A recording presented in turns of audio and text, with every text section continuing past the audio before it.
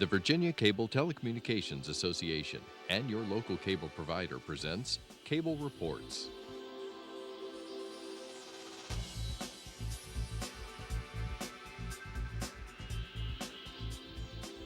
Join us now as Cable Reports brings you up to date on current issues facing the Commonwealth through discussions with your local legislators and other policymakers from across Virginia. From the General Assembly and the City of Richmond, I'm Woody Evans for Cable Reports, brought to you by the Virginia Cable Telecommunications Association and Cox Communications, connecting Virginians to their government. We're pleased and honored to have Senator Tommy Norment with us this morning, the Senate Majority Leader. Welcome, sir. Woody, it's an absolute delight to be back with you. You look younger than you did even last year. I'm a little older than I was last year. And let's talk about last year to begin with, Senator, because there was a bill that you shepherded through the General Assembly that became law. It was called Go Virginia. Can you remind us what that legislation was all about and where it stands now? Go Virginia has the potential to really be a transformational piece of legislation. The fascinating thing is that it's a piece of legislation that really percolated up from the private sector, meaning that individual business persons across Virginia conceived the idea and brought it to the General Assembly. What it's designed to do is to revitalize all across Virginia economic development. It's broken down into 9 separate regions. Each region will have a board that will review potential projects. If that region votes in support of a project, then they will send it to a statewide board and funds will be distributed on projects. They'll be distributed, one on population and secondly on merit. So each of the 9 jurisdictions will have an opportunity to receive these grants. It really is an exciting idea. One of the real hallmarks of it is that the private sector, or these individual business persons, put literally millions of dollars of their own money into conceiving this piece of legislation and to bring it before the General Assembly for support. So we passed that last year. In the budget, we gave money to create an infrastructure, and by that I mean we put money in the budget to start these regional boards and for them to hire administrative personnel to get the structure going. The governor unfortunately cut the Go Virginia funding fairly substantially.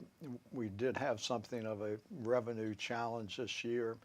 The governor made some suggestions, and one was to cut significantly the funding to Go Virginia, which seemed a little contradictory to me when he is so effusive about economic development and the deals that he's closed.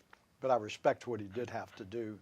At least in the Senate budget, and I think also in the House budget, we've restored some of that funding. And the funding in the second year of this budget would be used to actually try to fund some projects to get them jump-started in these regions. So I would say stay tuned. We're probably still about another year away from prime time, but it really does have the potential to be a transformational piece of legislation to start moving Virginia in some new directions in all regions. And I take it a secondary impact of this beyond the funding is to encourage more regional cooperation amongst local jurisdictions. That's a wonderful point, Woody. Sometimes it is challenging to create regional competition, regional cooperation because of regional competition. And this legislation is designed to try to create collaboration and cooperation within a region so that individual jurisdictions are not competing against one another so much. And so we are hopeful that we can overcome those parochial barriers. To what extent did you see those parochial barriers when you spent 4 years on a board of supervisors? Well, I tell you, that was back in about 1699, Woody, so I'm having a hard time remembering back that far. But there was no question in the community that I lived in, we were the historic triangle, the city of Williamsburg, James City County, and York County. And then, of course, we had the city of Newport News that butted right up next to all 3 of those jurisdictions.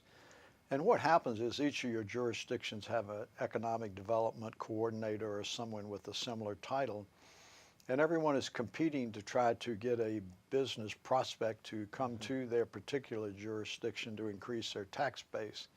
Sometimes it can be very challenging because you can have jurisdictions that are right next to one another competing for the same business prospect. It can be very, very challenging even when you reach out and try to come up with some collaborative ideas. So I'm hoping we can improve the atmosphere and maybe create some new models that have not previously been tried in Virginia, where there can be some revenue sharing amongst more than one jurisdiction. Now, in addition to being the Senate Majority Leader, you co-chair the Finance Committee. You mentioned the budget. What are some of the highlights of the budget, at least that the Senate recently passed? Well, it was interesting to me when the governor presented his amendments to the budget. Perhaps I should back up just for our viewers. In Virginia, we adopt a 2-year budget in the even years. When the General Assembly comes back in an odd year, its primary responsibility, according to the Constitution, is to amend the budget to make adjustments if your revenues have increased or if, in this instance, revenues have declined. Once that happens, by December, the governor is required to present his budget amendments to bring our budget in line. Unlike those numbnuts in Washington, D.C., Virginia requires that we have a balanced budget. We cannot deficit spend. We cannot go out and borrow money to make the budget balance. We have to responsibly balance the budget. So we make these amendments to the budget.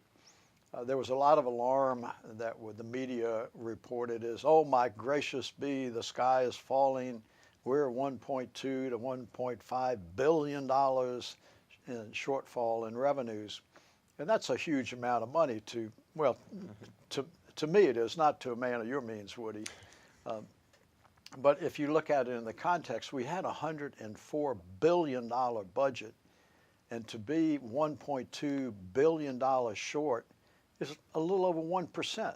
1%. I mean, which is ludicrous. I've been in a number of business enterprises in my life. If I could predict an annual budget within 1% of a business that I've been in, I would be euphoric. But anyway, there was a lot of alarm, so we had to make some adjustments. I think a couple of the highlights, the Virginia State Police have been under enormous stress. It's been well documented in the media with the turnover and retirement that they've had. Also, the discrepancy between their compensation and that of some other law enforcement agencies. So we've made a significant adjustment to the Virginia State Police compensation. Their starting salary we're taking up to $43,000, and also they will be subject to a 3% salary increase. We increased the compensation to state employees. The governor took a different approach that was summarily rejected by the General Assembly. He wanted to do a one-time bonus. The problem with the bonus is it is a one-time bonus, and consequently it is not embedded in your salary. The House of Delegates and their Appropriation Committee rejected that concept of a bonus. The Senate Finance Committee rejected the concept of a bonus. And we have scraped together money to increase state employees' compensation as well, so increasing their salaries. We put a 2% increase for teachers with the local option of another 2%, which could result in a 4%. So salaries and compensation for state employees and local employees has really been a priority. The other area that we've put a fair amount of money in is also a very deserving and overlooked area, and that's mental and behavioral health. Huge problem that we have. Senator Deeds out of Bath County has headed a commission that's been studying that for a number of years. We're working on trying to provide same-day access. We're looking at alternative placement in group homes to discharge people from the hospital if they're appropriate candidates. So we put a lot of resources in there as well. And I would say they are two of the areas we've really focused on that I'm very proud of. Back to the teacher raises, that requires a contribution by localities, does it not, unless lottery funds are used? That's correct, and the House and the Senate have a little bit of a different approach on how we're doing that. I'm confident that we will work those differences out in conference, and I'm confident that the teachers will get a salary increase. It's not what they deserve, but we're doing our best under some very difficult financial circumstances to express our appreciation. Now, to the extent that there are differences between the budget passed by the House and the budget passed by the Senate, what happens to resolve those differences? Well, I very humbly walk over to the House of Delegates with my hat in hand and say, do it my way. And that's categorically rejected. What happens is a smaller group of delegates and senators get together in what we call a budget conference committee, and we go through each of the secretariats and try to reconcile the differences between the two budgets. Right now, the House has a budget that they will deal with tomorrow. The Senate will deal with their budget tomorrow. And so all 140 legislators are involved in the budget process at this point. But once we report our respective budgets out, we cannot have 140 cooks in the kitchen. We would never get anything done. So we create a budget conference committee, and each house has someone that focuses on public education or higher education or health and human resources or public safety. So we break it down by secretariats, and 2 or 3 or 4 of us will meet in smaller subgroups to try to reconcile the differences. It's an interesting process. Talk about an interesting process. You did mention our colleagues in Washington. Any hopes that sequestration will be resolved at least favorably? Any hopes that there will be increased funding for the Department of Defense, something that significantly affects the Commonwealth? I am hopeful out of this chaos that seems to be swirling around in Washington that some sensible legislation by the Senate and the House of Representatives will be forthcoming, at least in my lifetime.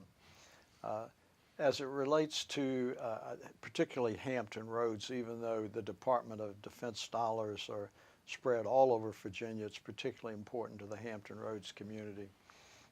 I do think under this new administration that we will see more money that will be put in to the armed services from the Department of Defense, and that's a very positive thing.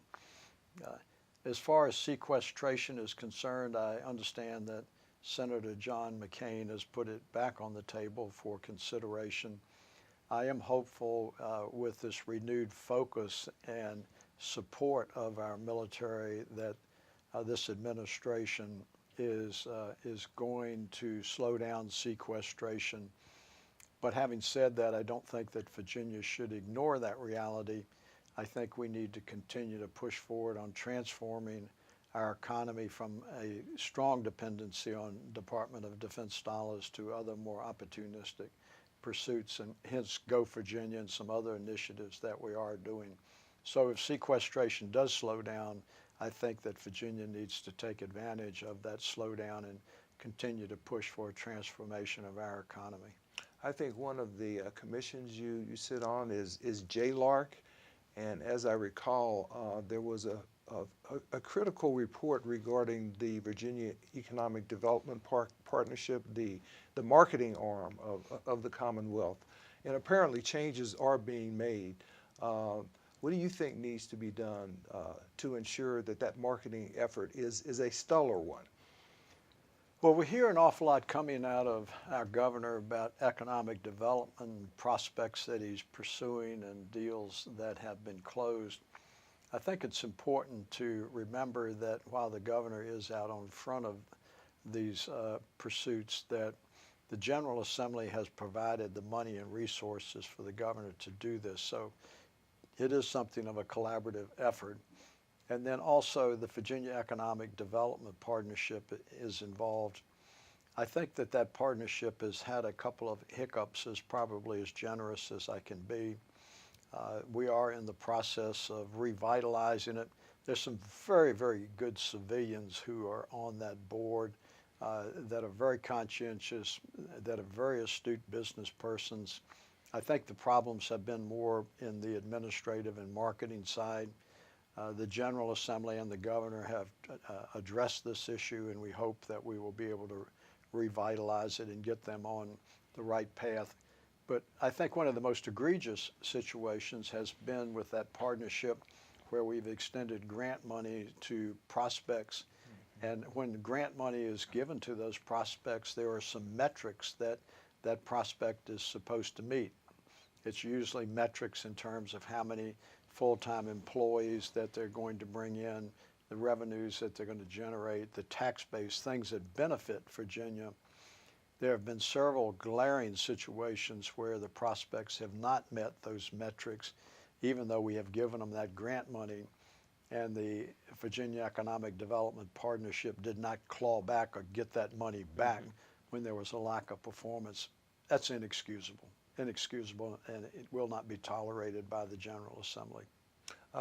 Back to the Finance Committee, which you co-chair, there's always talk about the need to reform the tax code, the need to examine tax credits in some detail. Is that something that can be done piecemeal, or does that require a holistic look at the tax code? Woody, that is a really terrific question. Historically, when it's come to the budget, I have not personally been a numbers person. I've been more of a deal maker, or let's close this thing out. And when I say deal, I'm talking about compromising and working collaboratively with the House of Delegates. This whole thing about tax credits has been very perplexing to me. Last year, Senator Hanger, excuse me, Senator Hanger and I came up with a little bit of a different approach.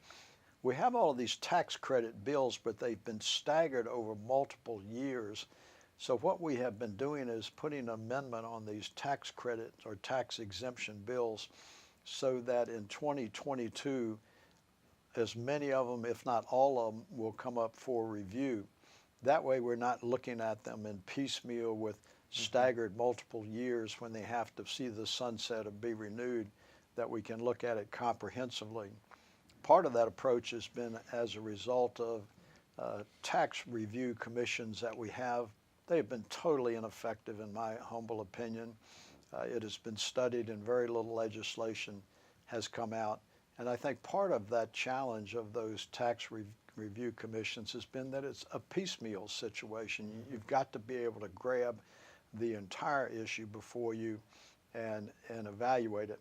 Now, having said that, if we try to eliminate some tax credits or tax exemptions, the hue and cry from the beneficiaries is going to be extraordinary. It's like, well, cancel or don't renew that tax credit over there, but don't touch mine. No, don't touch mine. Mine is sacred. You know, mine's different. Or the term I hear frequently, which I disdain, is ours is unique.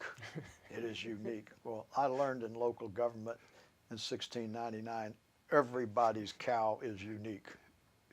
That's interesting. Talk to us a little bit about your district, especially the economy. We talked a little bit about sequestration and the need to create an independent economy from the largesse of the federal government, so to speak. So tell us how your district is doing and what needs to be done to ensure that the economy remains vibrant, not only in your district, but throughout the Commonwealth. The personality of the district that I'm privileged to represent is very different than what I had been accustomed to. You hear a lot of conversation about impartial, nonpartisan redistricting. The lip service is frequently, the action is minimal. I went from representing a very compact jurisdiction that had a community of interest to a very diverse district. And I have to thank my Democratic friends who advocate impartial redistricting for extending me almost from the North Carolina border to the Richmond city limits. And it's really been positive because it's given me the opportunity to make a lot of new friends, Woody. And there's some wonderful people in there. But the real point as it relates to your question about the economy is I represent from downtown Hampton, which is a metropolitan area, up into King and Queen and King William, which is a much more rural area. Those two economic bases are very, very different. The people in King William, King and Queen, and New Kent, they relish and protect their rural lifestyles. Yes, they want a tax base, but they don't necessarily want a big manufacturing firm to come in there and change the quality of their life. On the other hand, you've got Hampton, who would certainly welcome the presence of a new economic development prospect who would create a manufacturing facility to create jobs in a tax base. It's just a different personality. And of course, then I have James City County and York County. I don't represent Williamsburg anymore, but that whole tourism base there. But as it relates to sequestration, as you well know, in that part of the Virginia Peninsula, we have Fort Eustis, we have Langley Air Force Base, we have Cheatham Annex, we have the Naval Weapons Station, we have the Coast Guard Station, and that's just to name a few. So there is a very significant presence of the military in our communities. And earlier we were talking about sort of interregional cooperation. Whether the localities like it or not, they do have a codependency on the military, because many of the citizens who work at the Coast Guard Station might live in the city of Williamsburg or James City County or Newport News or Hampton, and the same thing for Cheatham Annex. So your population and your workforce is coming from all over the area, and the dollars that they are earning from their employment are spent in those localities. So we're not as dependent on Department of Defense dollars as, say, Southampton roads with Norfolk in Virginia Beach, but there's a very significant dependency there. We've got to keep tourism viable. We've got to continue to pursue economic development prospects that are compatible with the communities, whether it's King and Queen and King William and New Kent with their more rural base, or whether it's downtown Hampton with their more metropolitan and urbanizing base. To what extent has agriculture and forestry diminished in some of your rural areas? I understand, however, that aquaculture has become a booming industry as well. Aquaculture is really finding its niche, and I think that is exciting. If you've read some of the recent reports on the health of the Chesapeake Bay, that we're making significant improvements there, those improvements create an environment for the aquaculture to flourish, whether it's the fishery industry or whether it's the oysters and the clams, doing extraordinarily well. In the world of forestry and agriculture, I represented the Eastern Shore of Virginia for 10 years. And that was a wonderful educational experience for me, because the Eastern Shore of Virginia was really considered the breadbasket of Virginia, and the production of truck farming and aquaculture on it. I don't represent them anymore, but I didn't forget the lessons that I learned over there. There is farming in New Kent County, King and Queen, and King William, certainly not on the scale of maybe the Valley of Virginia. But it is a very viable industry. But like every industry, they are having their challenges, whether it's the availability of water for their crops, EPA, the Department of Environmental Quality, dealing with the use of fertilizers and other nutrients, the variable prices of the products that they produce. I have friends that were in the cattle industry and went out and bought all the cows and started raising the cows for sending them to the market, and now the price of beef has plummeted as a result of the Asian markets. So there are a lot of vagaries involved in agriculture, but it remains an incredibly important component of Virginia's economy. Former Secretary of Agriculture, Secretary Haywood, did a great job of marketing Virginia. The governor's done a very good job of marketing our agriculture and aquaculture products as he has gone on some of these trade missions. And for that, I applaud him on what he has done in that regard. want to focus for a moment on some legislation that is a result of new technologies. You know, we've had the Uber-Lyft debate a couple of years ago. We're still dealing with drones, for example, but in particular, they're short-term rentals that I know you have a great interest in. Talk to us about the legislation dealing with that. It's very interesting, Woody. You know, I'm getting to be an old codger, and as I watch the emergence of what I refer to as the 21st century economy, some days it's very perplexing to me.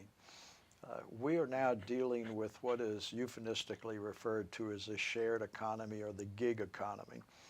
And the shared economy is exactly what you've suggested. Our initial exposure to it in Virginia was Uber and Lyft, which basically was an application industry similar to taxis and limousines, but it was based off of an application. I've spoken to several groups about this shared economy, and I would hope that the General Assembly would start taking a much broader view of concern about the shared economy.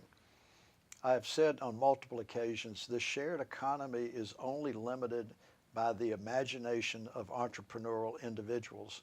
It started off with Uber and Lyft. It has now gone to Airbnb or short-term rentals, which are based off an internet platform. You can go online and now through an app rent your personal vehicle out just like it was a taxi on it. You can go on and rent clothes on an app. There are just a lot of entrepreneurial initiatives there. And I know I'm going broader than you asked about Airbnb, but I think it's very important to understand that unregulated with this shared economy, this gig economy, local governments are going to be hit hard in the pocketbook because there is local and state tax avoidance. And if we do not regulate it and localities are not given the ability to collect the appropriate taxes, you're going to have an economy that is flourishing, that is not paying its fair share for public services, and it's going to put greater stress on local personal property and real estate property taxes, and nobody wants that. So Airbnb just happens to be the one that we're dealing with now, and it's evolving. The legislation passed through the Senate, and we'll see how it goes. Thank you for being here. Excuse me, the Senate Majority Leader, Tommy Norment. Good to see you again, sir. Pleasure being here, Woody. Thank you for watching Cable Reports, brought to you by the Virginia Cable Telecommunications Association and Cox Communications. Until next time, I'm Woody Evans.